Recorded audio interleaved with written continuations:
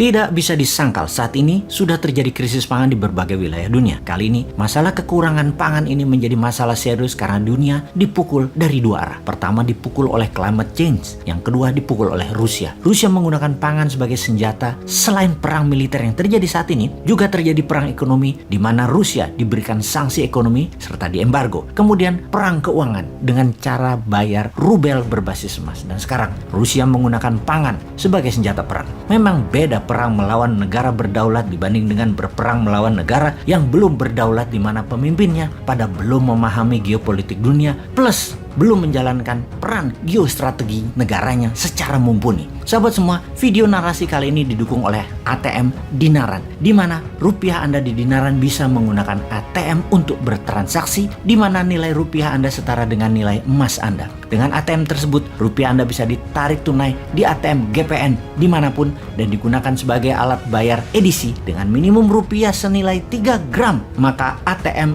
ID Cash GPN akan dikirim ke alamat Anda dimanapun. Kembali ke topik utama kita. Rusia menggunakan food sebagai senjata perang atau lebih dikenal dengan food warfare. Sebuah fakta yang dihadapi saat ini di belahan bumi manapun, harga pangan meningkat naik tajam dalam beberapa bulan ini. Di beberapa negara, kekurangan pangan ini merupakan life threatening atau ancaman nyawa karena memang sudah sangat kekurangan, di mana diperkirakan di dalam beberapa bulan ke depan 300 juta jiwa di beberapa wilayah dunia akan mengalami kelaparan seperti di Afrika, Asia Barat, dan Amerika Latin. Dan kalau tidak ditangani segera dalam beberapa bulan ini, dunia akan mengalami masalah pangan dalam dekade ini. Untuk hal ini, tidak ada satupun negara yang bisa menyelesaikan masalah pangan ini sendiri. Yang jadi pertanyaan, apa penyebab kekurangan pangan ini? Ketika dunia saat ini terjebak dalam multi-front war atau beragam bentuk perang, ternyata penyediaan pangan menjadi senjata perang atau food weaponized. Salah satunya dengan menahan gandum, dan Amerika menuduh Rusia untuk hal ini. Gandum adalah makanan utama di berbagai wilayah seperti Afrika Timur, Afrika Utara,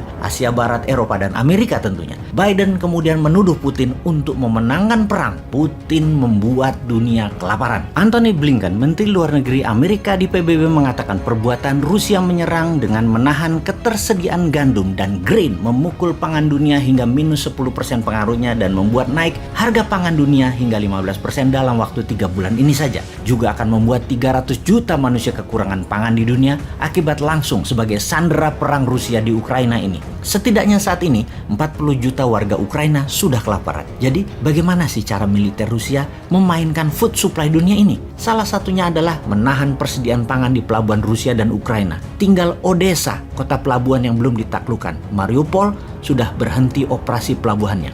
Kemudian membom seluruh jalan darat yang terkoneksi dari dan ke Ukraina. Rusia menarget 40 juta warga Ukraina kelaparan, di mana negara tetangga plus NATO terpaksa menyediakan pangan yang saat ini tidak ada stoknya. Ada lebih 28 juta ton gandum dan grain tertahan di pelabuhan Odessa dan Mariupol. Kemudian pabrik serta ladang gandum dan ladang grain terus dibombardir Rusia. Kita semua tahu 28 juta ton ini bisa untuk memberi makan 200 juta manusia dalam setahun di seluruh dunia. Sementara gandum Rusia merupakan penyedia kebutuhan 30% dunia, dan ini juga ditahan tidak dikirimkan ke seluruh dunia. Total penahanan gandum oleh Rusia dan grain oleh Rusia atau produksi Ukraina dan Rusia bisa membuat 400 juta manusia di dunia ini kelaparan. Dengan tuduhan Amerika dan Eropa atas tindakan Rusia yang mengakibatkan dunia kelaparan, apa jawaban Moskow? Sesungguhnya Amerika dan sekutunya lah yang disalahkan karena mengembargo dan memberikan sanksi ekonomi ke Rusia. Aslinya yang membuat food supply dunia bermasalah sekali lagi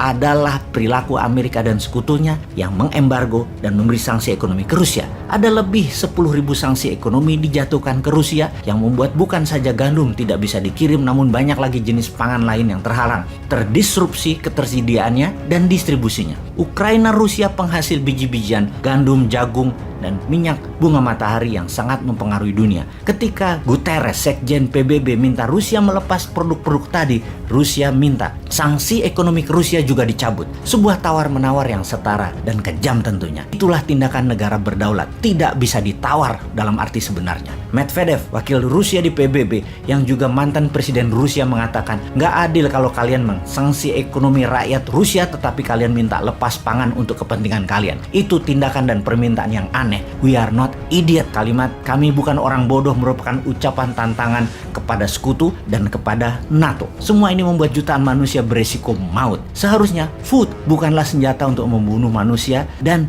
bukanlah senjata untuk jadi alat tawar dalam perang. Namun itulah yang terjadi saat ini. Disinilah pemimpin kelas dunia harusnya hadir, menyelamatkan pangan dunia. Karena mungkin kalau pemimpin memahami arti geopolitik dalam perang pangan ini dan kekurangan pangan ini, Indonesia sebagai negara bermatahari 100% dalam setahunnya di wilayahnya, dan juga wilayahnya mengandung air tawar lebih dari 90%, pupuk organik dari tumpahan Gunung Merapi, bisa menjadikan Indonesia kekuatan pangan dunia sebagai the biggest food country. Hal ini, sahabat semua, semoga pada paham.